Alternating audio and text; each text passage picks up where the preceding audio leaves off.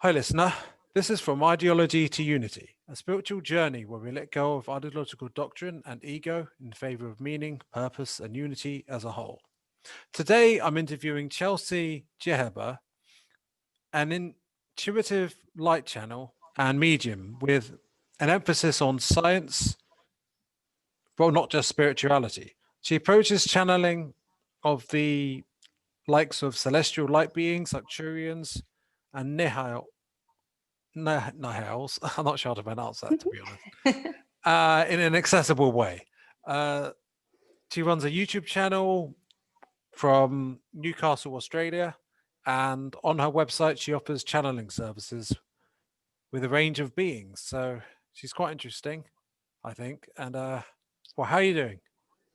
Hi, thank you for having me. Yeah, so it's pronounced Nihals, but when I receive new light beings, like the Lyrans, they don't say it. I see the word, so I was calling them Nihals for like the longest time, and I was calling the Lyrans for the longest time as well. So I get it. Like people are like, I don't know if that's how you say it. And I'm like, I just hear it a certain way. So So you mentioned Lyrans. So they're like cats, right?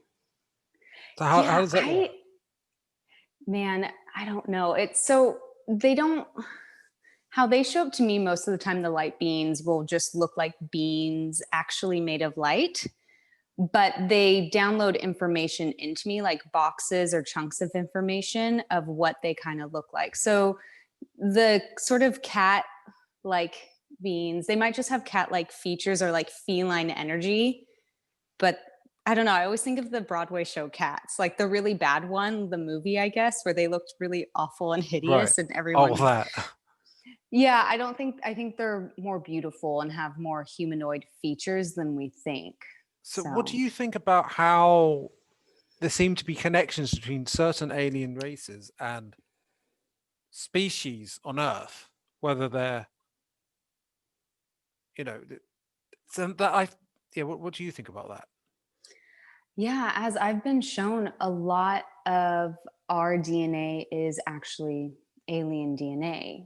But when you put the word alien in front of it, people sort of get freaked out and think that our DNA is being messed with. And how I see it is we were put here, our organic matter was put here on Earth for the purpose, this sort of experiment to see if they could mix various organic matter throughout the universe, because each DNA sort of from each race has its own vibration and frequency.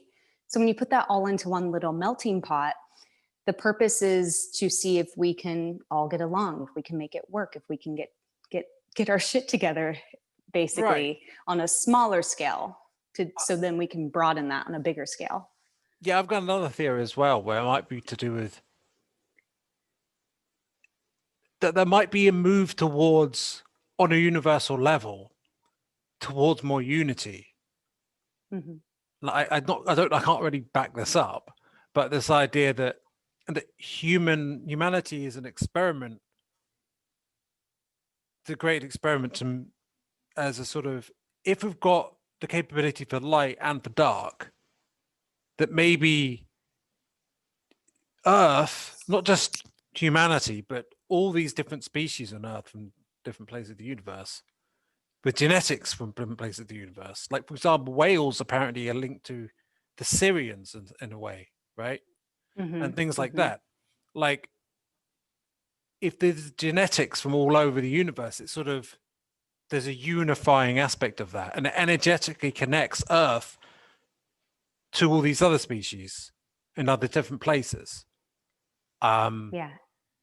oh, that makes sense to you as well, right? Yeah, I think that's kind of what, because when they say experiment, sometimes I get uncomfortable. I know people I talk to, they don't like the idea that we're an experiment, but just exactly what you said, I so agree. The whole experiment is to see, can we come closer to this pure idea of unity on this smaller scale? And people think, oh, well, Earth's clearly failing. And I'm like, it's not though. Like we had to go through our own ascension process, and things might feel really challenging right now. But the way I see it is we're we're getting there, definitely. If you think how far we've come from like the dark ages, where, you know, people would sit and watch others be executed and yell and scream and shout. It's like we're so far from that in so many ways, and then Yeah, also in so many ways we're not. yeah. And in certain ways, we underestimate how much it's improved, and it only looks this bad because we've actually got used to some of the improvements. Hmm. Hmm. But now we're Yeah. becoming more aware of how bad it really has been for a long time. Like, Yeah, we've been yeah, quite comfortable with that sort of veil of, if it doesn't directly affect us, and it's easy. Humans, on an individual level, we worry about our own survival needs from a subconscious frame of mind. That makes sense. But when you're faced with the survival needs of others, it can be really confronting, and it can be really uncomfortable, and it's so much easier, you know, out of sight, out of mind. and I do you think think that's what this year really showed us, is it can't stay that way much it longer. shows what the conditioning is like, right? But also how Mm. we can't be stuck with this, right? Mm-mm. Yeah, yeah, yeah. Do you think it just shows that people just get afraid and then get controlled when they're afraid? They're afraid of getting controlled. No, Is that people what you said? are controllable when they're afraid. Mm. Oh, absolutely. Yeah. Fear is such a low vibration. And people don't realize like what it does to your body and to your system. Or, you know, most people don't realize that they are just walking around as big balls of fear or That, anxiety or worry. I mean, I'm not exempt from it. Like, even though I Yeah, know it's totally. detrimental, like when you've still got inner work to do, just because you know it's a bad idea to get afraid or angry doesn't stop it from happening necessarily. It takes time. Oh, absolutely. And it was so interesting. I was watching this YouTube video yesterday.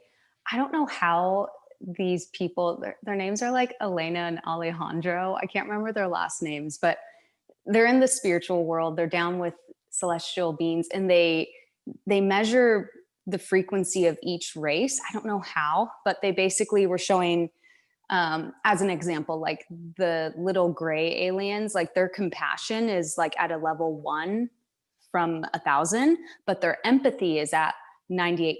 And so why they have such high empathy is so that they can feel what we're feeling. And when we're feeling the fear, then they know they can latch on to us from like a, does that make sense? Okay, so it's like when you get psychopaths that they have one type of empathy and they can understand But they don't have cognitively, they just don't care. they don't have compassion. Yeah. So they're showing, like they did humans, they did Andromedans, Arcturians. I I can think I send saw you some of the the, same video. yeah. And it was This just guy so was interesting. interviewing them, right? Yeah, exactly. I, And it just I went can't live like remember the guy's December. name. Sasha. Yeah, Sasha, that's it. Sasha Stone. Yeah. Yeah. I'd never watched any of his videos. A friend sent me the link, but I still need to, I want to know how they, you know, measure these frequency and Is vibrations. But I this found it so collective? interesting. This is on a collective level, not on each individual case. A collective level. And it's not talking So about star seeds particularly, right? about each species or race. Because And so what was interesting to me, because the Galactic Federation, they were out of 1,000 only at like a 375 as far as like their overall energy. And the Pleiadians were at like a 700. I think the yeah, Arcturians were at like a 900 or the something. Arcturians are pretty interesting. The Pleiadians as well. I mean, the Pleiadians look so human, or rather, we look so Palladian. Mm-hmm. Exactly. Then there's Ashtar. I don't know what species he is because he looks human. Yeah. Yeah. Someone was just telling me too, this isn't, so I'll say I've been shown, meaning that the light beings or aliens showed me, and then I've been told, like if someone tells me, just so there's like clarity. But someone was telling me that the Pleiadians are just us in the future. And then I've been shown that the Nihals are just us like a million years in the future. Maybe, maybe I don't know. It's we can't assume one way or the other, really. No, yeah, it's an interesting concept when you come to sort of time and space. it's if all the dimensions are happening at once, and for lack of better words, time is occurring all at once. It kind of made sense to me. I'm like, I could see that because I hear time and time again, we're just a little bit ahead of you in the ascension process. Right. Maybe there's But then different. Right. I'm go just ahead. wondering, maybe there's different versions of Hmm. humanity. So Yeah, maybe there was a exactly. branch of humanity that branched off from the past and went ahead to the future, but is actually not our strand. Like Greys might be a strand on the past that Yeah, in the future. exactly. So there's different timelines, right? Yeah, And the yeah. whole of time is like a fabric that can be rewoven at any point. Hmm. Hmm. You've That's heard what that. they've shown me. Yeah, and so that's what they've shown me too with just the end of the year. The visual they showed me was sort of like a fabric. I think it was more the universal grid, but that these beings were taking out certain strands and then weaving in new ones. And this is more like an analogy so that my human brain can understand. But they're showing me it's like timelines and energy and frequency, taking out those old strands that we as a collective overcame sort of through the tests of this year, and then they're weaving in the new timelines, the I've got an new idea. energy. You know the idea of as above, so below, as below, so above, right? Hmm. So we've got these different timelines, like you're talking about them being woven in and out, right?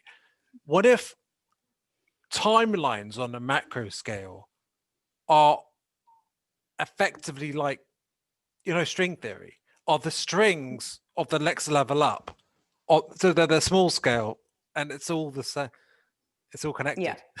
I don't know. yeah, I love those sort of concepts. yeah. I do too.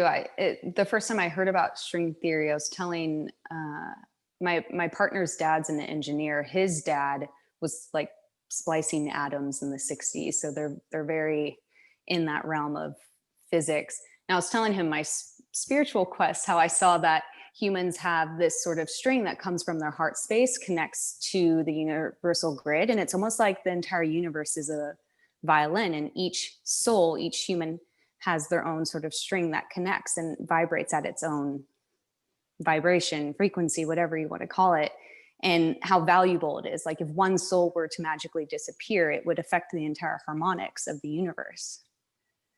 And he was like, oh, it's Yeah. kind of like string theory, but not as far as like strings vibrating goes. Yeah. I mean, I suppose that's one thing you're very interested in, isn't it? Quantum physics and string theory and how that relates to mysticism. Yeah, I just have always had a fascination. Just, when I was a young child, I was really into Einstein and just his whole theory of relativity. What I feel like I understand now, it's not that I fully understand it intellectually. I couldn't go, as the saying goes, and explain it to a 7-year-old very clearly, but I understand it really emotionally. And I think that's where the spirituality comes in, where I read something, I'll read like a article between Einstein and Schrodinger, and I'm like, oh, that reminds me of this in my sort of spiritual quests or when I channel. Yeah, could you tell me more about that? Because the idea that it affects you emotionally. It's just something I feel, God, it's so hard to put into words. I just get really excited and I feel like something physically is happening. Like, for instance, I still cannot, I still can't fully wrap my mind around gravitational time dilation. Like, I get it. I'm like, okay, I kind of get what happens. I understand. I've read plenty of stuff, uh, YouTube videos, articles, what have you, but I wouldn't be able to explain it fully to someone else. But I feel I understand it in my body. Does that make sense? It's weird because Kind it's of. like Well, your body has a sense of concepts. I don't know what the word for that is. It's like an intuition. empath, but It's intuition. It's intuition that what I'm either reading or watching, as far as these scientific concepts go, that the intuitive hit is there's something really powerful here.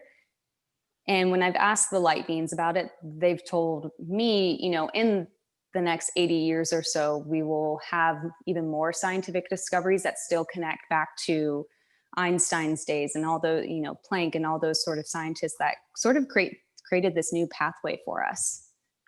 Yeah, and it's interesting how, despite how long ago quantum physics was discovered, right? Like, mainstream physics is so staunchly materialist, right? Mm-hmm.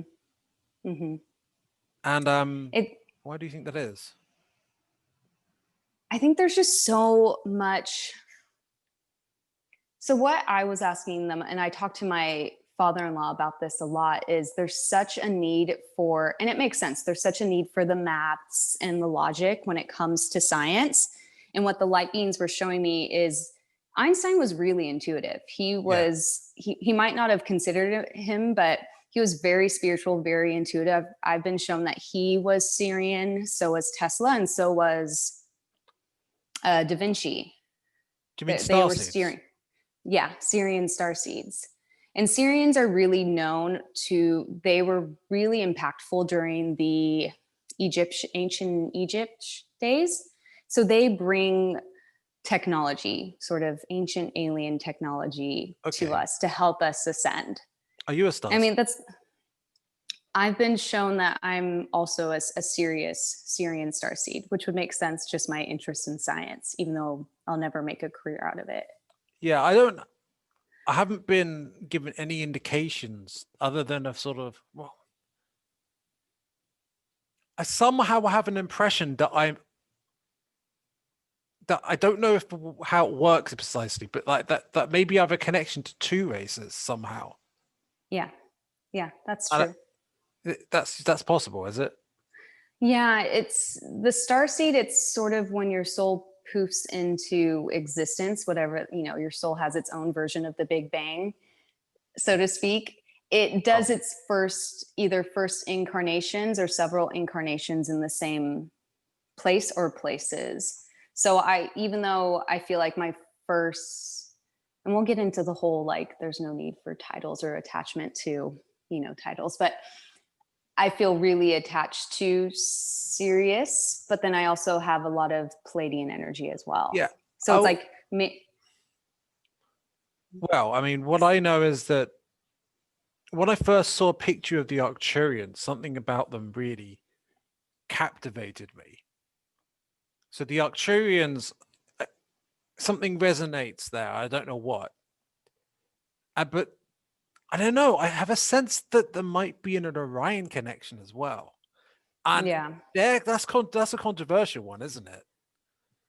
a little bit. I haven't communicated with are they just called the Orions? I It try depends. not to It's more the go, one type of them, I think, because there's like draconians that are there, like apparently they haven't got no connection to source or something. I don't know if that's true. And then there's the other, I don't know, I mean, there's a whole thing about the Orion Wars that were like, I don't know how long ago, a long time ago. yeah, I think like millions of years. Like when they show me timelines, I'm like, that's it's like hard to comprehend that life existed a millions of years Yeah. ago. But I guess the history that we're taught isn't necessarily accurate. Mm-mm, mm-mm. And I think where we're going, I mean, think about it. Think about aliens have had a big year in 2020. The Pentagon released those images. Didn't the was it president or prime minister of Israel just say they communicate with aliens? So it's just so Yeah. interesting to me that 2020 we're dealing with all this stuff from a very human level. We're dealing with our physical bodies and our emotions, and then we just have aliens coming through in the news. And to me, it just feels like we're headed in that direction where we will, I don't know if it'd be once again living with celestial light beings. I don't know what that looks like, but I know that was really prevalent during ancient Egypt, Atlantean times at the height of Atlantis and Lemuria, sort of like Mm. this paradise. Yeah, we fell. We really fell. Maybe when we fell from grace then with the fall of Atlantis, because apparently according to the Emerald Tablets of Thoth, like there was a faction or group of Atlanteans who were experimenting with forbidden things, essentially, some sort of dark ritual that, and then there was this devastating, some disaster, and basically the frequency of humanity fell like from 5 dimensions to 3 dimensions. Maybe some thought that the whole great experiment had failed then, but it wasn't over. Yeah, and what's so interesting about the Atlantean times too, as I've been shown, is they were given, so I think the dark forces, I'm not 100% sure, is they were given technology and they kind of used it for darker rather than the light, whatever that may be for that time. But they were given basically opportunity and they abused the opportunity and got too on the masculine side of energy, kind of what we're seeing right now, just really masculine and trying to overpower people and use technology for bad instead of good. Yeah, in terms of, you mean masculine energy in the sense of like, well, in the sense of in a universal level rather than. Yeah, not like male, but just like, they definitely didn't have the word hustle back then, but power and overcoming and hustling and trying to achieve and just reach the It's top. a service to self thing. Exactly, where feminine is about receiving and flowing and surrendering and more simply being. Yeah, and it's unfortunate that in attempt to sort of catch up with feminism, there's been the potential tendency for women to try to encapsulate too much of that masculine energy themselves. Yeah, and I know exactly what you're talking about. That was me when I was younger. I thought I had to have this like bitchy, strong woman attitude that I don't care about anything, nothing can affect me. And now it's really nice. I know so many women who own their own businesses and they're completely in their feminine. Masculine energy has to come through, of course, just to get through life. It's yin and yang, but we might use this opportunity to talk about, okay, this is something I'm going to be careful about because I know, okay, so people get very divided, don't they? And politics is one aspect of this. There's the whole culture war thing. And it's unfortunate that people have gotten so on one side, one polar side, opposite or the other, right? And there's this whole thing with feminism and identity politics, and things got very divided rather than unified in that sense. And what's your insight into that whole dynamic? what do you mean? Can you clarify? How you get, for example, well, the right and the left, and or like when you get feminine energy, the feminism and anti-feminism, and you get these movements, and then that they might, the way it might be pushed might have a counter reaction to it, and then essentially both sides get used by the elites. Yeah, the best I can answer on that is the way I view it. I just had it. It's almost like we're living in two different timelines as far as perspective goes. It used to just be, you have this opinion, I have mine.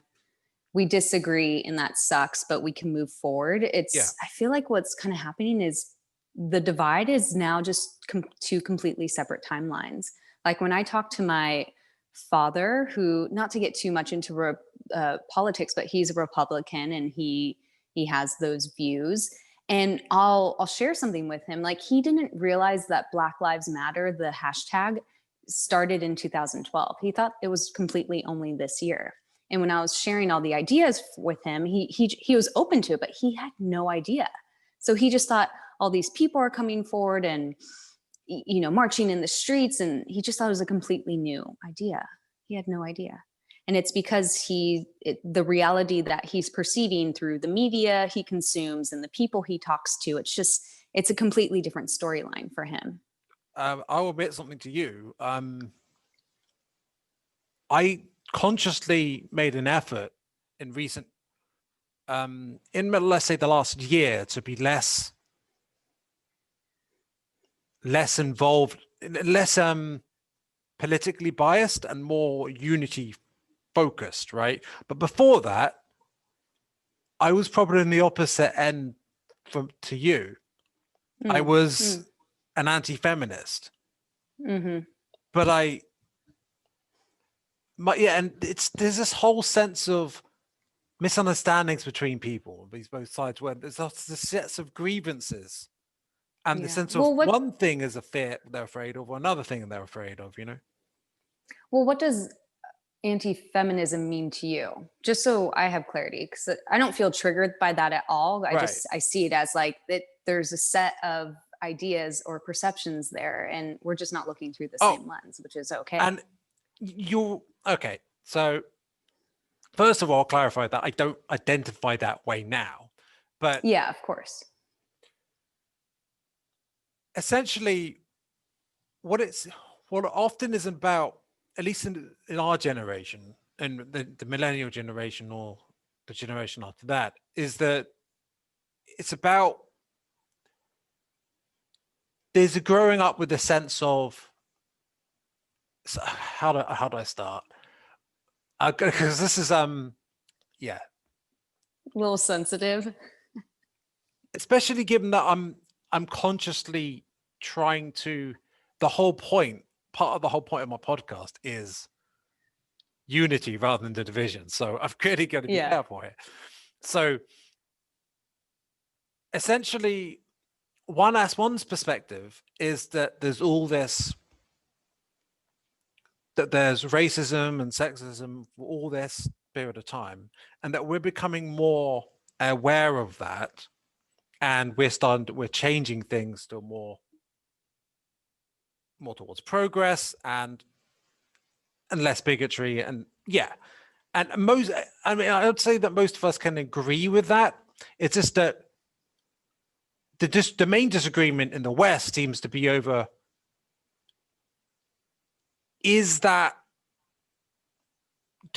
are we there yet, essentially? And some people feel threatened by the continual political project to end bigotry in one way or the other, because they feel like they're being treated like they are a problem, or that they are a bigot just simply for not being progressive or progressive enough. And they feel like, and because the change seems to have happened where it became less about liberal tolerance and more about a constant crusade. At least that's how some people perceive it. But then what happened is people got so embittered by that they went too far the other way, and they're like, we've got to stop them. And when that happens, you have it's a downward spiral where each side is reacting from the other. Yeah. If you remember the 90s, things were actually a lot more tolerant, weren't they? But on the left and the right. I wouldn't say so much as far as feminine goes in the workplace, but things were definitely simpler. But I will say, as far as what you were just saying, so it does become this constant battle where I think we all forget what we're even fighting for. Yeah, like I remember exactly, this one woman. This one woman was so angry that I think they're the same everywhere, but the walking sign. So when you press the button to cross the street, the walking sign flashes, and it's just a body with a head. And she was saying, this is so sexist. We need to have one that represents female. Like they need to have one, the typical bathroom sign of like the woman wearing a dress. She's like, we need ones with dresses. And I'm sitting there thinking, it's just a body. Like it doesn't show genitals. It doesn't so she was just wasting all her energy. And then I'm thinking it's also kind of sexist to assume that women can only be represented as symbols wearing dresses. So, and she was like this whole crusade where I was like, this is not what feminism is about. Like we need to put our energy towards, equality, not that there's a freaking stop sign that shows a body and who figure. benefits from this division? I would say the cabal benefits more The than who? anyone else. The cabal or the Illuminati, whatever you call Oh, yeah. Yeah, exactly. And so when you're putting, and that's another, so going back to my dad, where he's a kind person, he's not a hateful person. When I had him watch that documentary about the media and the internet. It just came out. It was just about how, if you believe one thing, you'll keep seeing that on your Facebook. And so he heard the something algorithm. about, yeah, and he heard something about RGB. And so he questioned it, and he actually did a fact check, where I don't think he's ever fact checked anything he's received before in his life. And he was telling me, he's like, yeah, this person was saying that RGB did this and this. And he's like, I fact checked it and it was wrong. And he was like, you could just see, like, this is a man in his 60s who has lived with a certain type of conditioning, not by his choice, but just in the era he was So raised. who's And to have that, RBG? RGB is she was the Supreme Court. Oh, her name's slipping my mind. She just passed away. She was part of our Supreme Court. She did amazing things for women in the 60s, 70s, and Oh, 80s as far as yeah. women rights. You know what I'm talking about? And so, yeah, it was just really cute. I just saw like the shift happen in him, where instead of annihilating him, it's like, don't annihilate, educate. Instead of me being like, Dad, like, you're so ignorant, how could you not know this? It's just presenting information, education, and then letting him do with it what he will with that education. Do you think And so, ordinary people are awakening and getting more mindful? And that this do I is think maybe an example? Yeah, well, yeah, and I think, and it was just by me showing up as an awakened, heightened person. Like, if I allowed my emotions to get in the way and think like, what an ignorant individual, and like, oh my God, you're so stupid, how could you not know this? Instead just being like, yeah, everyone's learning to the best that they can. We all make the decisions that we can make in that moment. And yeah, I feel like ultimately, when we're in the other end of all this, when we're in fifth dimensions, first of all, the whole systems we've been using, left, right, or whatever, we'll transcend it to something new anyway. Because like, we'll just have a different perception being in 5D, right? And another thing is that hopefully we'll be able to learn from each other rather than, it's almost like there's a reflection. The left and right is almost like a reflection of, on a collective level, of things on another individual level. So Yeah, absolutely. I mean, you and can there's just things to see. learn from each side, right? And we will, when we're in 5D, when all of us are, when we're actually properly done the integration of the shadow and so forth, like, I feel like, yeah, we'll be looking at it in a more holistic way. Something the light beings showed me, which was so interesting. And these were, I almost feel like ninth dimensionals too. So they don't deal with the physical body as I've been shown. But they were telling me, like, we still have politics. We still disagree. Like, politics as far as what could be the equal. Like, we still disagree. We just don't murder each other over it. And so what they're showing me is, like, if it were you and I, and we were a ninth dimensional light beings having a disagreement,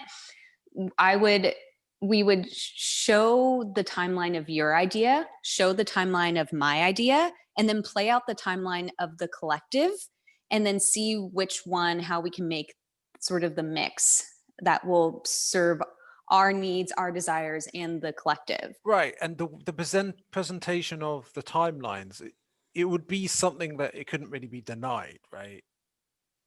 Yeah, it'd be like, you're like, let's, something simple, let's go on a road trip here. And I'd be like, no, let's go here. And we just watch those timelines play out and see which one best serves both our needs.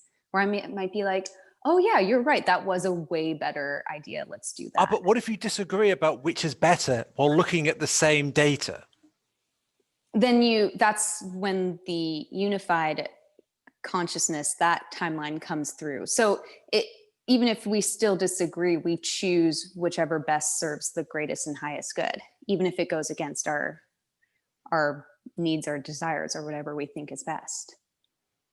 Right. It's just there's like that pause to say, let's look at your idea, let's look at mine, and then let's look at the collectives and see what will just serve everyone. Yeah. I So mean, imagine that. that would be pretty And cool if you just do a simulation. Well, it's kind of, that's a different type of science, isn't it? yeah, absolutely.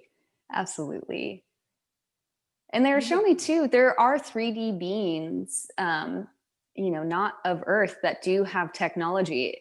They were showing me you don't have to have a light body to have access to technology to travel through space and time. It will just look differently if you maintain a physical body, probably not carbon based. So, like, there's grays that are 3-dimensional or 2-dimensional, but they can travel through space and time. 2-dimensional grays. Yeah. That's interesting. And so they're showing me from like a frequency energy standpoint, not so much as just how they have really low compassion and they have really low, well, they have high empathy, creativity, and intuition. It's almost like they would be less from an energy standpoint. I've been shown that dimensions are really just perspectives, frequency and perspectives, a shift in perspective. Right. So one thing you mentioned a fair few times on your YouTube channel is the Akashic records. Mm-hmm. So what can you tell the listener about that and how to access it? Yeah, I used to read the records. That sort of was the opening portal of my intuitive gifts. I feel like the records were created by the Pleiadeans. I can't confirm that, but I feel like it was something created for us or for the universe by them, or they work closely with it. It basically contains everything in your past, present, and future from a soul level. And so you can access your Akashic records for the purpose of healing. So, not when will I get married, but more why do I feel this deep desire to get married right now? Can you Or, also use it for learning? mm-hmm. It's related to your soul. So, I don't think you could say open Einstein's Akashic So records. it's all on an individual soul to soul basis, but is it on a collective, are there collective Akashic record as well? Like opening the records of a collective. Yeah. I would, I've never thought about that. I would imagine you could, because everything is just energy and intention. But I know it's really created, the higher purpose of it is for healing, to Right. prepare us for our ascension. So you look at past lives, you can look at future possibilities, future timelines, and kind of just see where you fit into all of that from a healing perspective. So what are the most interesting things that you learn? I dealt with a lot of money blocks a couple of years ago. So an interesting sort of past life I was shown, I was really struggling setting my prices for my sessions. And so I asked why. And they showed me, I feel like it was UK or Scotland, 16th century. I was the rent collector, and it was during a famine or just during a time where it was like winter and everyone was starving. And I felt so guilty collecting the rent from these starving, emaciated, villagers that lived on my boss's land. Whew. And so I just could see, and so I'm very visual, so I could see me collecting this rent from this woman who had 5 children. They were completely starving, and I had to take the money from them. And so that showed how, if everything is occurring all at once from a time standpoint, then that energy can easily filter into this life. It's not overpowering, it's not overcoming, but it's just having that awareness of there's no reason for me in this life to not feel I deserve to raise my prices. And when I had that awareness that it's okay for me to take, because the idea was that everyone else is poor. Like in this life, I just thought everyone's too broke. No one has money for my sessions. Like, I just feel so bad. I need to make my prices really cheap so that people can, have it accessible. And then once I saw it was just connected to that past life, that awareness, I raised my prices and people started booking. Right. That's fascinating. So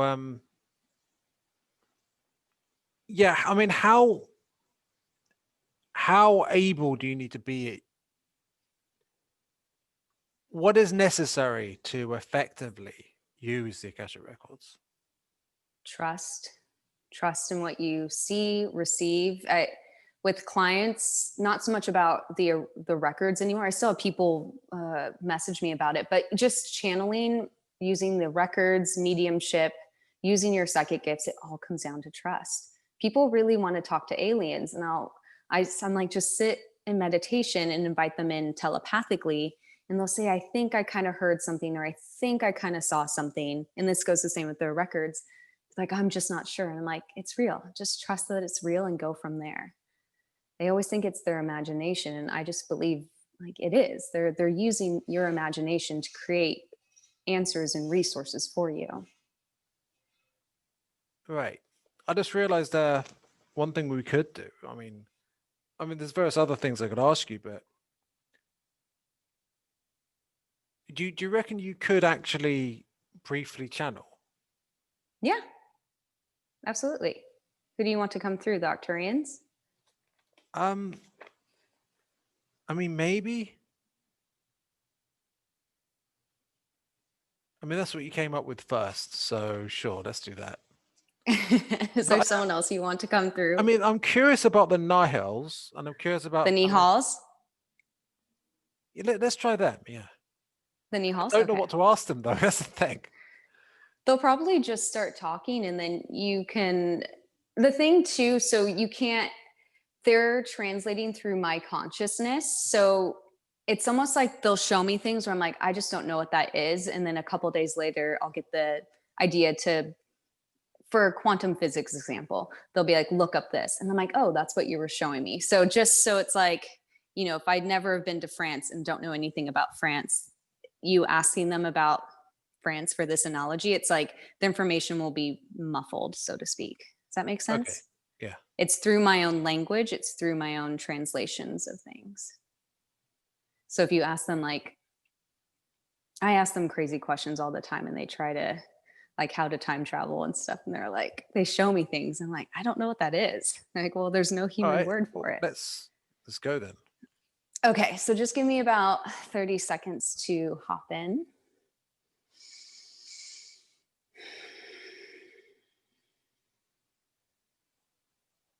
I can already feel them. I just like to do like a proper grounding and clearing to protect my body and energy. You can feel it in your head. I feel it in my spine. They Oh. enter through the back of my spine, kind of my heart space area, and I start to get up body high.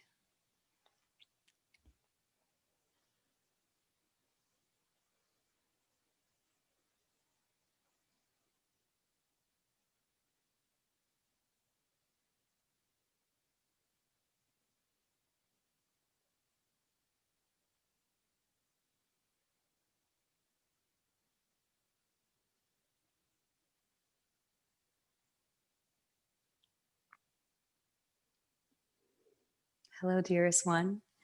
We are the Nihal Collective, and we are so grateful and gracious to be connecting with you in this present moment in time. I'm very grateful to speak with you. And so, as you suspected, your intuition was very correct. You have quite a bit of Arcturian energy, but your first incarnation was that of Pleiadian. Oh. And what we see, what we're showing this one is the Arcturian energy is flowing through you in this current timeline of your life, for they would like to work through you, connect with you, help you create empowerment and ascension through your own frequency and vibration. And what we mean by that, and there's nothing that needs to be done by you, simply awareness and intention that they can work through you, creating resources of energy. And what we mean by that is when they connect with you, when you create an intention, your vibration shifts, and it begins to expand outward, creating a ripple effect. And so you can feel that, can't you, at times? I think so. What kind of Again, effect? can you repeat the Timelines. question? Do you mean that I affect the timelines through the intentions that I set? You all do. You all do. And when you bring more awareness to your actions, to your words, your thoughts and intentions, the timelines begin to shift. What is my gift to give? Your gift. We are showing To her one. other humanity. Yeah. Sorry. You are here as a change maker. And so that works quite well with your Pleiadian energy. Pleiadians do tend to have a lot of shadowy work they must sort of sift through. And we can see you resonate with that. But you work best as a voice. You have quite an open throat chakra, as we are showing her. And your voice, as she feels, is quite soothing and quite expansive. And so the more you use your voice, the more you can create change. And we want you to not feel overwhelmed by the idea of creating change. You are given one piece of the puzzle to the collective ascension of Earth, of humanity. If you focus on the big picture, and a lot of you humans do that, you lose sight of the details of what your life purpose is. Does that make sense? So focusing on the one piece of the puzzle, whatever that may look like for you. I think I understand. We can get so ambitious with the change we want to do instead of simply doing the change that we love. Exactly. It's as an analogy, it's someone who wants to save the world, but then they won't even donate $5 to something online to help. You know, when that Yes. simple action can be so beneficial, because if everyone donated, say, the $5, that would create the change, but it stops them. If the problem feels too big, no action is taken. And so when you focus on your little puzzle piece, this one has her own puzzle piece as well. It's almost like a piece of the grid, the universal grid of consciousness and the grid of Earth. And when you focus on that one section of Earth energetically, you create the change you seek to create. Okay. Thank you. Do you have any What other questions for us? What advice do you have about dealing with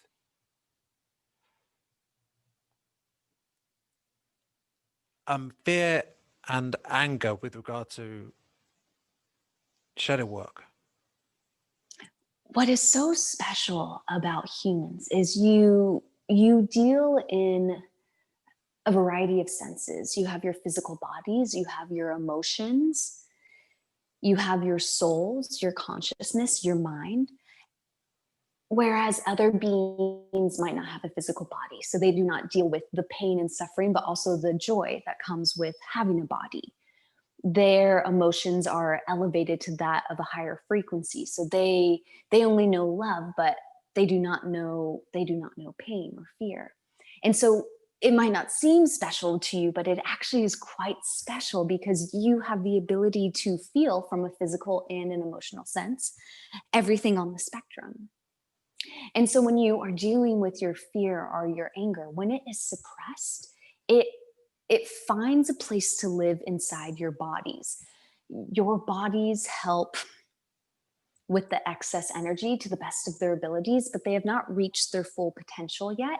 And so that fear or that anxiety becomes a suppressive, and it starts to grow, and sometimes it turns into disease. So it's really powerful for you to let the emotions out, whatever they may be. If you're joyful, let that joy out. If you are angry, let it out. But do not become attached to the joy. Do not become attached to the fear or anger. Release it out into the world to be alchemized by universal consciousness. It is not wrong to be angry. It is not wrong to be scared. When you put that mental note on your various emotions, what you're doing is creating more stagnation. Thank you. You're so very welcome.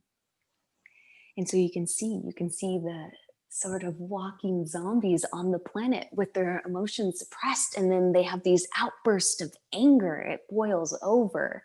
And the same with joy. They don't take time to have a holiday for themselves or a break. And so when they finally do, they're so overwhelmed by the leisure, by the joy, by the happiness that they sometimes get sick. You'll see people work and work. And when they finally do take a holiday, they become ill.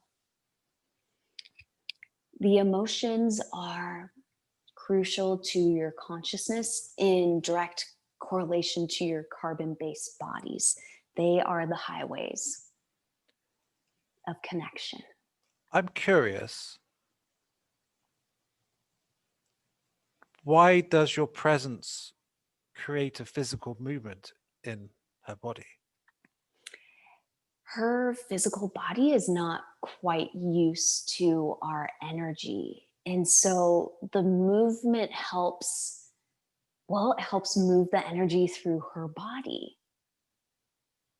It creates, it's almost like listening to music and wanting to dance for her. Yeah, that makes And sense. so with some energies, she channeled a being the other day where she was perfectly still. She did not move.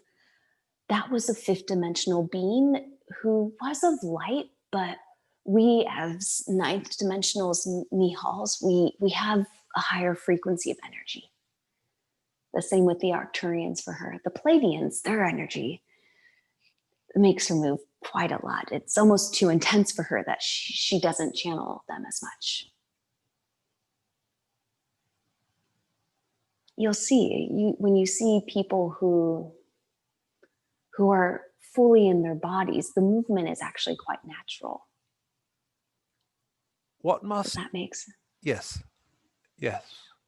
What must a potential channel keep in mind to be safe in their channeling? Practice discernment. You can ask if we are of the light, and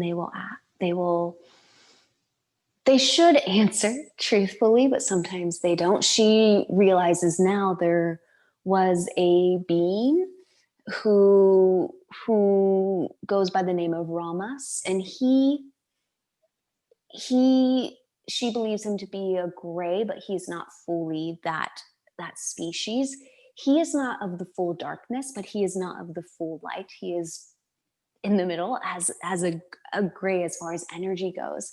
And she recognizes now that he might not have her highest intention, but it is not his fault. It is all he knows as far as his own energy and frequency. And so she had to make the challenging decision to let him go and tell him no. She never channeled him. It was all telepathic, but it's remembering that you have absolute free will, that beings of the dark cannot enter your frequency or energy or auric field without your permission, either on a conscious or subconscious level. And so when you entertain fear or anger, that brings your energy down, giving them almost a open invitation. But you always have the power to say no. You always have the power to ask them to leave. And of course, there's always divine source at play too. So for humans who suffer from psychic attacks, it may be a part of their growth. It may be an opportunity for them to step into their power. It may be an opportunity for them to see that they need to set greater boundaries in the physical as well as the ethereal. But if you were to channel, you would feel. We feel really good to her, and we would feel really good to you as well. So you could see, you would be able to feel it in your physical body that these are beings of light, of goodness that serve the highest and greatest good. Okay, what can you tell me about unpolarized consciousness? Can you clarify? Let's say that there was an Arcturian that was completely unpolarized and was sixth density. for example. And by unpolarized, do you mean unified? I suppose so. Yes, yes. This one is feeling confused. Sorry, I'm being unclear. I mean neither service to others nor service to self to any degree. That would not be an Arcturian. That would be a certain species. And so, as this one explained earlier in the video that you two watched, there are beings who do not serve themselves or others, do not go about this universal plane with a purpose. Is that what you mean?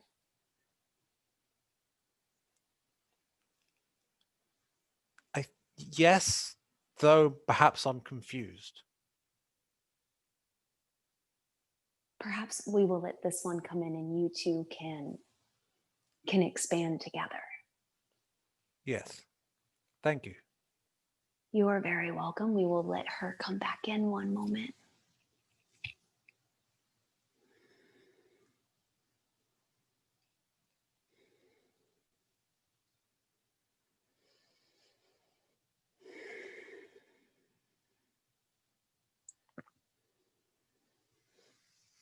Hey, so my consciousness, when it's something, just to explain for the listener and for you, it's like my consciousness is standing about 3 feet behind my body. And I'm just kind of like hanging out in the background. I can hear everything, but I'm not focused on it. But when it's something I don't know, it starts to come back in because my ego's like, we don't know the answer. We don't want to mess up. And it's like, I start to intervene. So that's why they're like, well, she's already coming back in. So we'll let her come back in. That was fascinating. So I didn't know I had a Pleiadian connection. Yeah, I kind of got that from you in the beginning, but I don't like to just say something unless I know for sure. So I had this perception of sixth density, that at a certain point of sixth density, a being ceases to be polarized in towards service to others or service to self. That's the direction I was coming from with my question. Oh, but would that shift then, just from your perspective of understanding, would that shift then when it reaches a 7th density? About midway through sixth, according to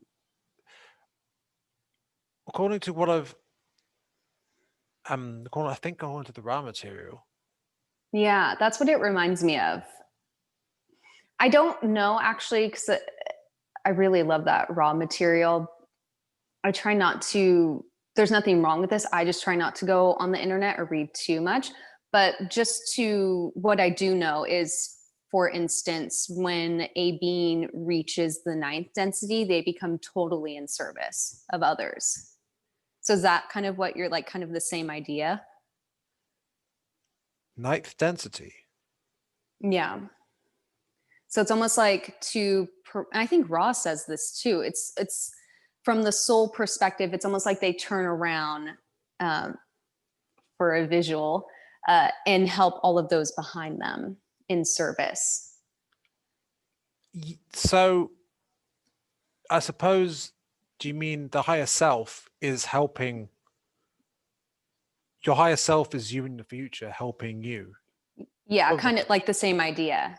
Same idea. So with the Nihals, when they ascended to a 9th, and sometimes too, I'm not sure if it's the correct numbers. It's just I'm shown flashes of things. So because I know so many people have. I know it's up there, but oh, I see. Because yeah, it's reversed. What I mean by that is, I feel like there's a few different ways of describing the dimensions. Like it's kind of confusing. There's different ways of doing it. There's dimensions, and there's densities. Different density systems. I think. I don't think there's just 7. There's any way of breaking it up potentially. So would you say then the 6th you're not in service to others, but you're also not in service to yourself. So is it about simply being I one? don't know. I had this idea that I came up with that maybe at that point it becomes service to unity. Would you Yeah, be service to that sounds good. I don't know. So I was curious about that, and that's what I was asking them about.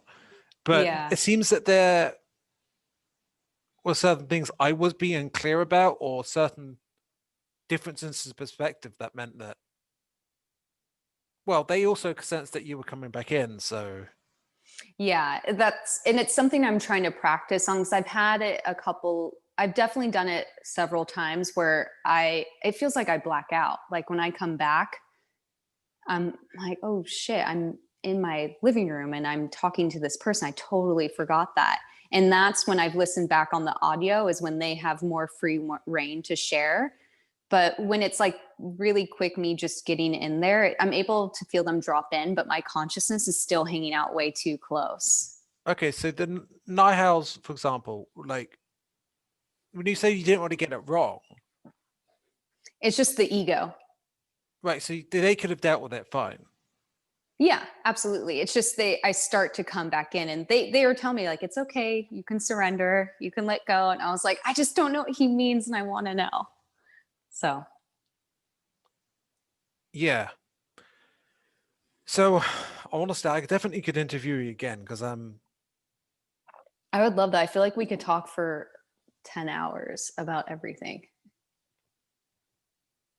yeah. This is something that was interesting. I didn't spaceship beings that piqued Mm. my interest earlier. So one of What they them. were showing me is, and I found the word for it finally too, is so like a Pleiadian, a light being, they no longer have for the sake of this, a carbon-based body. They've completely activated all the light within their All DNA, so they can, Palladians. just as an example, a Pleiadian, if Mm. they wanted to travel through space and time, they would use their energy of the light and create a Merkaba. So it's like a sort of orb around them.